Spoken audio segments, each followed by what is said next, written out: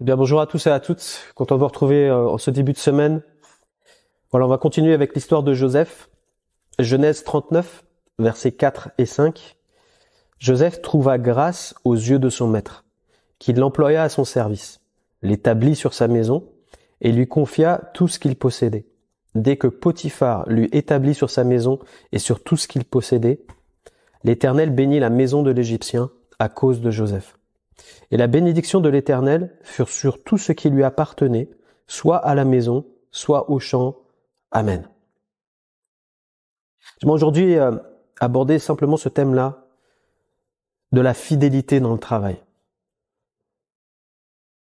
Sais-tu que là où tu travailles en ce moment, même si c'est un endroit difficile, un endroit où t'as pas voulu être, une entreprise peut-être dans laquelle tu travailles, c'est pas du tout ton domaine, et pourtant tu sens que c'est Dieu qui a permis que tu arrives là, peut-être que tu rencontres de grosses difficultés, que ton responsable est compliqué, que peut-être on te met la pression, que tes collègues sont durs avec toi, que tu sens du mépris, que tu sens une oppression, et pourtant tu sais que tu es à ta place. Alors le Seigneur aujourd'hui veut t'encourager à garder la bonne attitude. Pourquoi? Eh bien, cet homme-là, Potiphar, a fait confiance à Joseph et lui a tout donné alors que c'était un esclave acheté. Il a vu que la main de Dieu était sur Joseph. Pourquoi? Parce que Joseph a gardé son cœur plus que toute autre chose là où il travaillait, même si c'était compliqué, même s'il était exilé, même s'il avait plus sa famille, même s'il savait pas où il allait après, qu'il était acheté et qu'il était lié dans un travail qui n'était pas en vrai pour lui, qu'il avait une destinée et des rêves que Dieu lui avait donnés, qu'il ne comprenait pas cette saison. Son cœur était tellement attaché à Dieu qu'il gardait une attitude, l'attitude de Dieu dans sa vie. Dieu nous pousse à avoir l'attitude de Christ partout où nous sommes. Si là où tu es c'est compliqué, alors sache que c'est l'endroit de la bénédiction pour toi. Mais c'est toi qui vas décider par ton attitude si cette bénédiction va être vraiment une bénédiction ou si cette bénédiction va devenir une malédiction pour toi. Et ça, parfois, on ne le capte pas dans notre vie de spirituelle ou dans notre marche avec Dieu. Dieu dispose toutes choses en son temps belles pour toi, il prépare les choses à l'avance, mais toi, tu es le vecteur qui va permettre à la bénédiction de venir ou de ne pas venir. Et parfois, eh bien, on a raté des choses ou on rate des choses dans notre vie, dans notre marche avec Dieu, même dans notre domaine séculier, professionnel, affectif, familial, parce qu'on ne pratique pas ce que Dieu nous demande de pratiquer à ce moment-là, d'avoir les attitudes de Christ continuellement à 100%, 24 heures sur 24. C'est quand tu vas conserver cette attitude que la bénédiction va se développer sur ta vie. Parce que Dieu va honorer ce que toi tu es en train de faire, c'est-à-dire ta foi en Jésus-Christ. Luc 16, 12 nous dit « Celui qui est fidèle dans les moindres choses, l'est aussi dans les grandes. Et celui qui est injuste dans les moindres choses, l'est aussi dans les grandes. Si donc vous n'avez pas été fidèle dans les richesses injustes, qui vous confiera les véritables?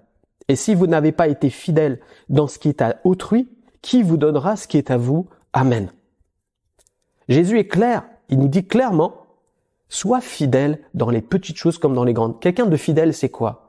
C'est quelqu'un qui met tout son cœur dans ce qu'il fait, à aller jusqu'au bout, dans la persévérance et viser l'excellence dans ce qu'il fait, parce qu'il sait que ce qu'il est en train de faire, il le fait pas seulement pour des hommes, mais qu'en premier, il le fait pour Dieu, parce que c'est Dieu qui regarde ce que tu fais aujourd'hui dans ton travail. Moi, je suis passé par ce genre de période-là, où j'étais dans un travail, personne n'aurait voulu être là. Et pourtant, je savais que Dieu m'avait envoyé là. Mais j'ai décidé à ce moment-là, malgré les difficultés, malgré la violence, malgré tout ce qui pouvait se passer à l'intérieur, d'avoir l'attitude de Christ envers mes collègues. Et tous les jours, c'était mon point d'honneur dans la prière. Et quand je venais, eh bien, j'apportais quoi? Pas moi, mais j'apportais la présence de Dieu avec moi. Et cette présence faisait toute la différence dans mon travail.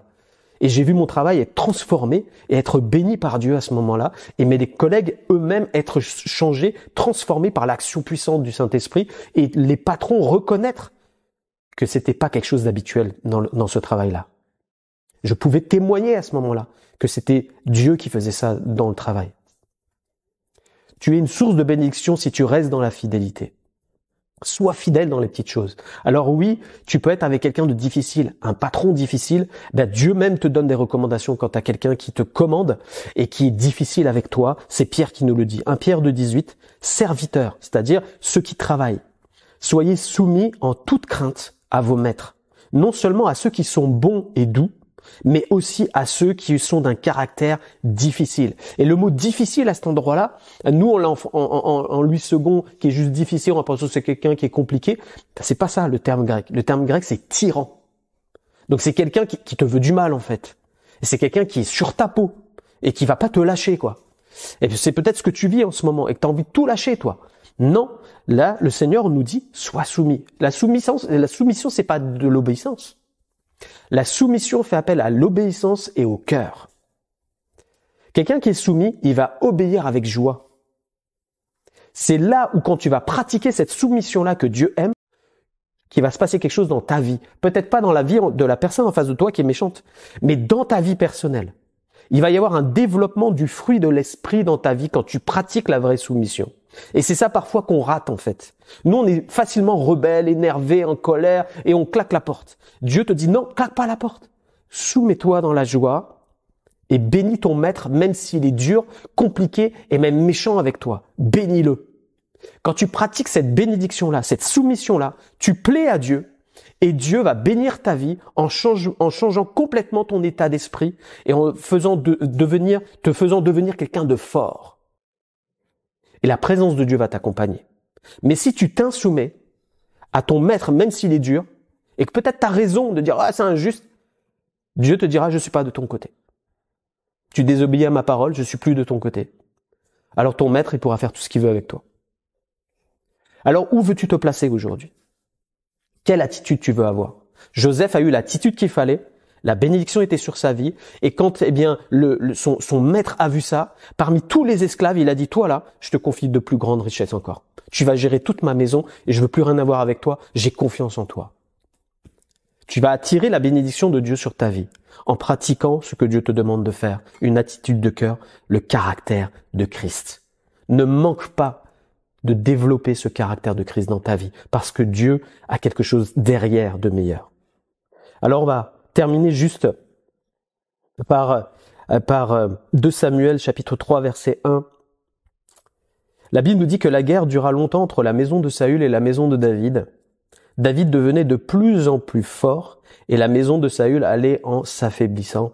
Amen. Qu'est-ce que ça veut dire pour nous aujourd'hui? David, c'est quelqu'un qui s'est soumis à Saül. Pourtant, il a été pourchassé pendant 13 ans de sa vie. Saül a plusieurs fois essayé de le détruire. Il n'est jamais arrivé parce que la grâce de Dieu était sur la vie de David. Mais pendant toute cette période, il a été soumis au roi Saül. Il a gardé son cœur. Et à l'arrivée, la Bible nous dit quoi? Que David, lui, il a grandi. C'est-à-dire que dans son cœur, le Saint-Esprit a pris toute sa place. Alors que Saül, lui, qui marchait par la chair, a mal terminé.